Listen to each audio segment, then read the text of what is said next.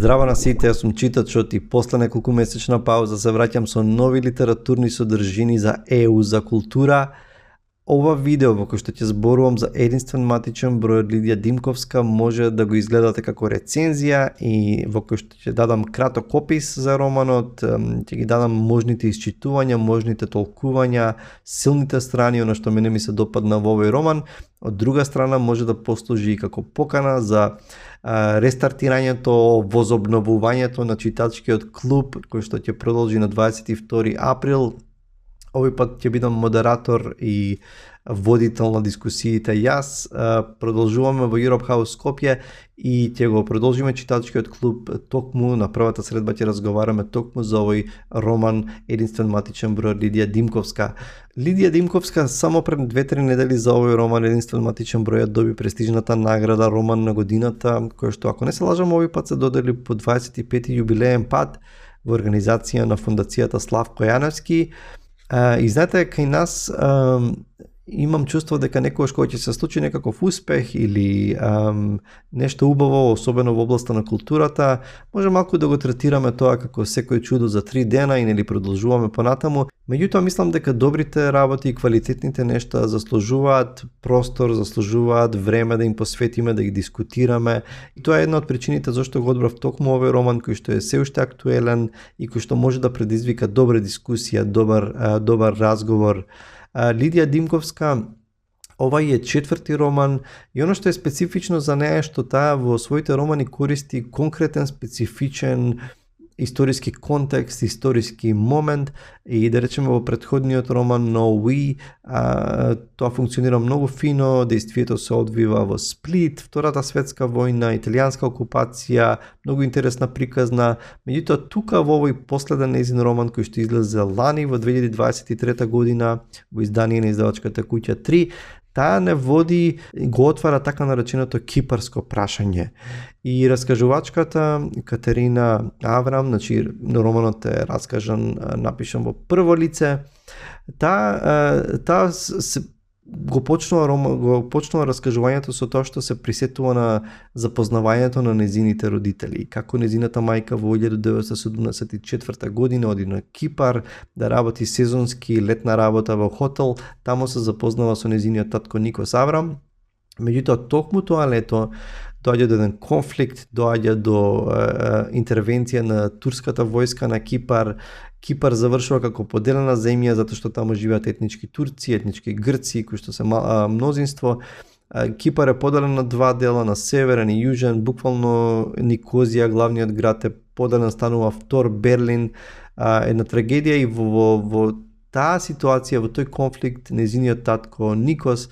заедно со незината мајка пребегнуваат, се враќаат назад во Скопје, во тогашна Југославија, почнуваат живот. Меѓутоа незиниот татко Никос е еден интересен човек, повлечен човек кој што никогаш не зборува за своето минато, за родителите кои што морал да ги остави, браќата и сестрите, целиот живот кој што го оставил зад себе, никогаш не коментира. Меѓутоа тоа прашање за потеклото, за историјата на незиниот татко ќе почне да Катерина да ја измачува и таа ќе стане нејзина обсесија. Значи, се до моментот кога таа ќе почне да ќе тргне на патешествие на откривање на историјата на незиниот татко, тоа ќе одведе и во други земји, ќе одведе во Англија, ќе одведе на Кипар, каде што ќе почне да се реконструира приказната на овој човек, на човек кој што заминал од Кипар како бегалец, почнал нов живот на ново место во Скопје, меѓутоа живее речиси како човек без и од таму нели единствен матичен број, затоа што на Кипар вели не постои концептот, не постои тој единствен матичен број, а без тој број дали воопшто човек и постои, нели дали има идентитет и така натаму. Значи гледаме дека овој човек тивко функционира, работи, речиси како сенка, како некакво сениште. Оттаму овој роман може да се чита како една добра семејна приказна, меѓутоа за едно семејство кое што е во голема мера дисфункционално, значи за овој човек Никос кој што е повлечен, мирен и живее со жена која што е, па не е контрол фрик, меѓутоа е нападна, кавгаджика, едноставно го критикува постојано, не го остава на мир. Живењето, растењето заедно нели на Катерина, заедно со незините родители, незиниот брат, живењето во немаштија, прво обидите да се снајдат во животот и така натаму постојано и тој молк на незиниот татко кој што лебди врз целото семејство и кој што ги измачува сите, особено ја измачува неа. И може да се чита нели како на семејна драма, семејна приказна, меѓутоа од друга страна може да се чита и како приказна за идентитетот, за напуштањето на домот, за живење со чувство на неприпаѓање, на немање идентитет. И мислам дека Лидија во динамиката на тоа семејство многу добро ја доловува. Од друга страна, она што е еден клучен концепт во овој роман е што многу често кога таткото ќе трпи критики од мајката и кога им поминува низ тешки моменти, тој едноставно ќе стане и ќе каже човек да фати пустелија. И ќе стане, ќе излезе дома, ќе оди во гаражата каде што нешто ќе чепка, ќе се занимава. И тоа гледаме дека има внатрешен јад, внатрешно измачување кој што тој не може да го изрази